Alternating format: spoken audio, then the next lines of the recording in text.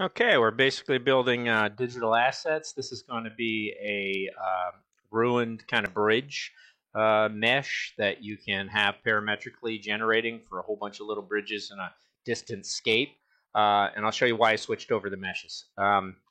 It goes with the little village of Barth, and I'm slowly developing that. I think it'll be a kind of port town with rivers coming in, and lots of these odd bridges around it. That said, let me leave here for a second and hit cancel on this. We'll jump over to shaded and you'll see what's going on. Same kind of rendering things that I've done. Let me take them all and put them into invisible and go back into here and downsize. And what we have is a script to build this. And it's a pretty interesting script as long as you work meshes and you're okay with not uh, rendering invalid meshes, you get this kind of awesome blown apart kind of thing, which is pretty cool. I mean, so I use it to my advantage. And then when you make these small and in the background, they can be pretty cool. Let's take a look at what it is and why I switched over from using breps and into meshes at the end. And there's an obvious reason just for speed. So what it is basically an ellipse is built, but we could probably leave all of that. We could probably take all of these things down here, these extrusions, and I believe so. Yeah, we could take this whole thing down here and just forget it for now. That section would really just begin with our box, which is pretty awesome because then you can seed it, and you seed it with as many as you want, even though you really want to keep those seed counts pretty low for this. What I did was the old Voronoi, which they say don't use because it's ugly as anything, but what I did with it to make it interesting was I grabbed the edges and I piped them all.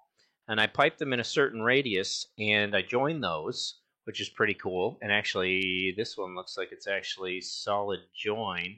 Oh, I put it dysfunctional because I took it into pipes and I don't want to take the time to try and do a solid difference with a solid with pipes instead. What I decided was with those edges, take it into a mesh pipe. And with that, you end up having to convert the mesh to breps, which you can do that quite easily with this tool, Mesh Brep.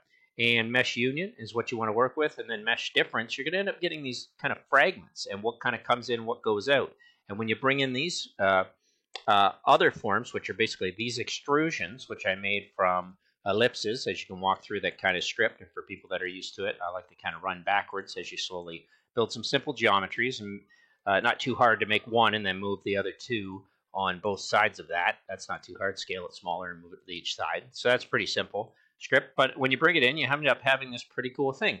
And when that's parametric, you can do some real subtleties. And I have a seed here.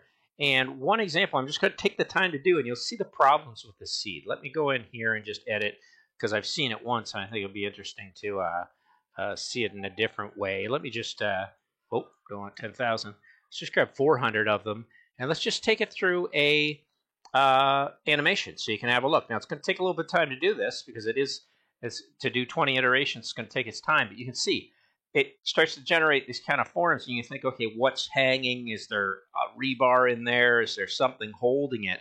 And don't let it throw you the little bits and rubbish. What I like is when you bake this, you're baking these into kind of rounded, softened edge forms because of the piping that goes around it, the mesh pipe. So you get these really awkward disjointed areas for mortar and for crumbling.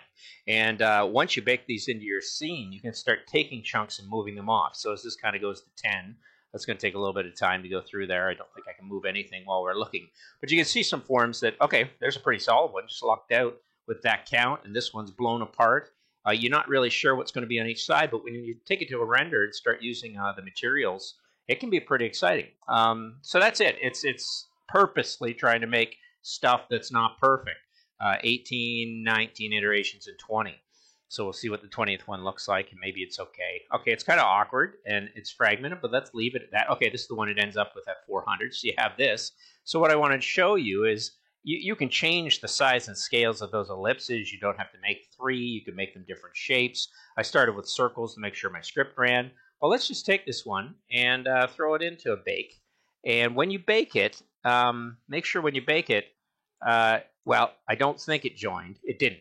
But if you ever bake it by hitting it, I think if you click it and click outside the bake, it'll give you a chance, or at least if you click inside the bake, usually gives you a chance to group or not. You're not going to want to group these, and I'm not sure how many times I baked that. So Let's just take that off for a second, zoom in a little bit, and we'll just do a bake right here. I'm not going to group it. I'm going to put it into an ugly color and hit OK. And now I can leave that. So the Grasshopper script isn't doing anything. And then I bring that thing in here. And I do have a, I think I already had a bunch here in the background. So there's that one. I should have probably left those off. And at this point, I'll probably move this out of the way so it's not going to hit any other geometries, because I don't want to try and pick up all the pieces.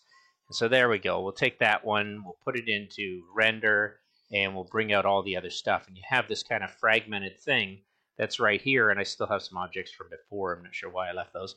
But you can see the mesh forms that were here. And because I didn't grab them, they were in the back. Actually, this is the one we did grab. This one I baked twice. Well, that's just the nature of it. I guess I have a solid one in the background from a past. But what's nice is you can take these things and just get rid of them. I mean, I must have baked like crazy. So you can kind of take your rocks off as if somebody's looting the stone. I think that's kind of exciting to think about that. Or you can just take the fragments and you can kind of have them explode out. I must have done some crazy stuff there. But basically, you've got a nice structure with something in the background. It's not going to look great on this. I don't think artistic is going to take a little time. Yeah, you've got this kind of drawing here. Let's grab a pen and ink too. So that's kind of cool. So you have this ruin. You can literally just grab this one over here, and then you're starting the real slowdown. You're starting to crumble these, and you're starting to stick them into the earth so they disappear. And you can take your little tiny destructed bridge apart and slide it around into things until it kind of emerges. And I think that's just the bomb. I think that's awesome what I figured out. So it's a pretty cool script for making fragmented digital adjets as broken bridges. So I hope somebody took the time to watch that video right through. 7 minutes. Pretty cool stuff. I'll just jump back into here and show you that that script is not too hard to wrestle with. Of course, if I pull it all in, these were the tests one to make it work. And then I realized meshes was the answer. It's only this script here. And then that's my little landscape grid that I always pull up for something interesting. So really, it's not that killer a script. I'll bring it up, and you're looking at, you're basically looking at this script from here to here. Not hard at all.